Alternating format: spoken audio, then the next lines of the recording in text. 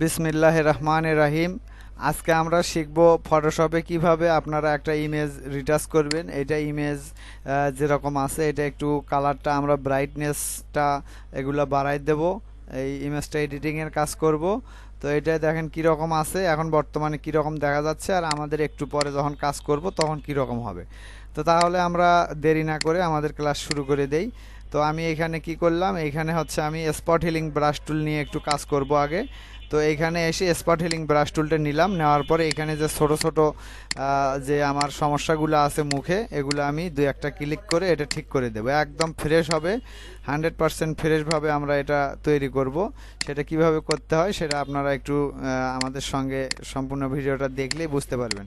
আর যারা আমার চ্যানেলটাকে সাবস্ক্রাইব করছেন তাদেরকে অসংখ্য ধন্যবাদ। যারা এখনও চ্যানেলটাকে সাবস্ক্রাইব করেননি অবশ্যই সাবস্ক্রাইব করে নোটিফিকেশনটা অন করে দেবেন, তাহলে সঙ্গে সঙ্গে যে কোনো ভিডিও আপলোড করার সঙ্গে সঙ্গে আপনাদের কাছে চলে যাবে।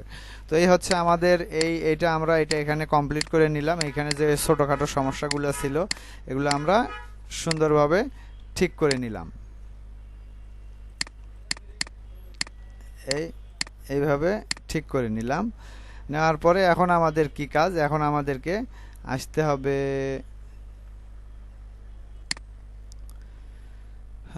এখন আমাদেরকে এখানে আসতে হবে হচ্ছে এই তো এই জায়গাটাতে, এখানে এসে create new fill adjustment layer এখানে ক্লিক করার পর সিলেক্টিভ কালারে আসতে হবে। তো সিলেক্টিভ কালারে আসলাম, আসার পরে এইখান থেকে তো ইয়েলো আছে, এই ইয়েলোটাকে আমরা এই পাশে ব্রাইটনেসটা একটু এই পাশে কমাই দেব। আবার এটাতে হচ্ছে রেড আছে, সরি ব্ল্যাক আছে, এই ব্ল্যাকটার আমি এটা সরি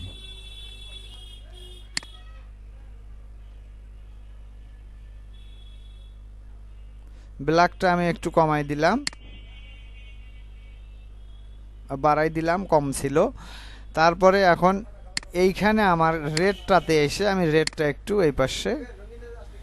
এই পাশে করে দিলাম, এরকম দিয়ে দিলাম।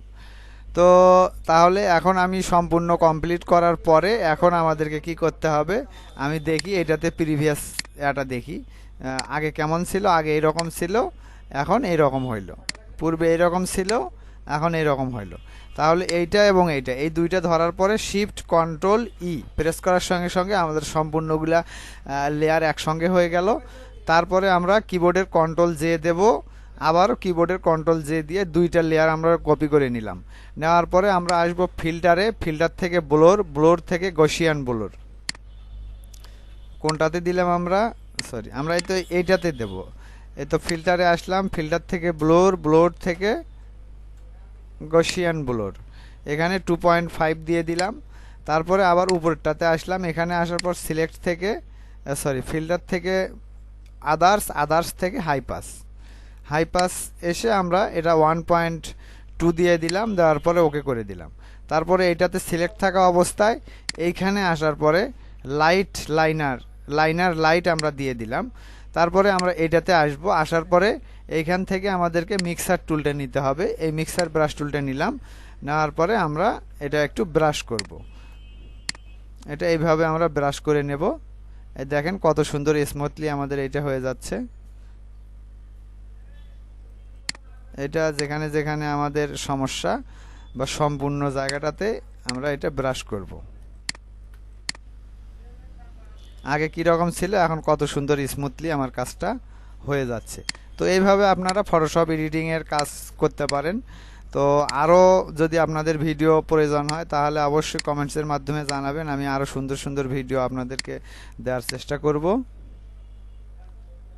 এই তাহলে আমরা এইভাবে সম্পূর্ণটা করার পরে আমরা দেখে নেব যে আসলে শেষে কি হইল।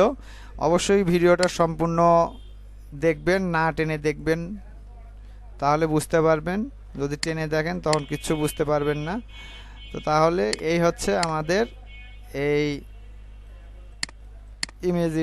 ইমেজ রিটাচের কাজটা আমরা খুব সুন্দরভাবে করলাম। আগে কেমন ছিল আমাদের ইমেজটা, এখন কীরকম হয়ে গেল।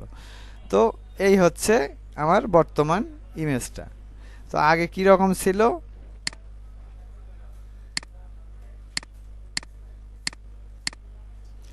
আগে ছিল মূলত,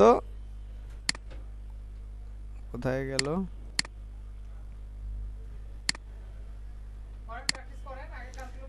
আগে ছিল মূলত হচ্ছে এই অবস্থায়, কিন্তু বর্তমানে আমরা নিয়ে আসলাম হচ্ছে এই অবস্থায়। এই অবস্থায় আমরা নিয়ে আসলাম। তো এটা আমরা এখান থেকে আর একটু যদি স্মুথ করতে চাই, আমরা আরও কিছুক্ষণ ধরে একটু ব্রাশটা যদি একটু ব্রাশ করে নেই, তাহলে আমাদের এটা আরও স্মুথলি খুব সুন্দরভাবে কাজটা আমরা করতে পারবো। এই হচ্ছে আমাদের আজকের কাজ। ঠিক আছে, সবাইকে ধন্যবাদ।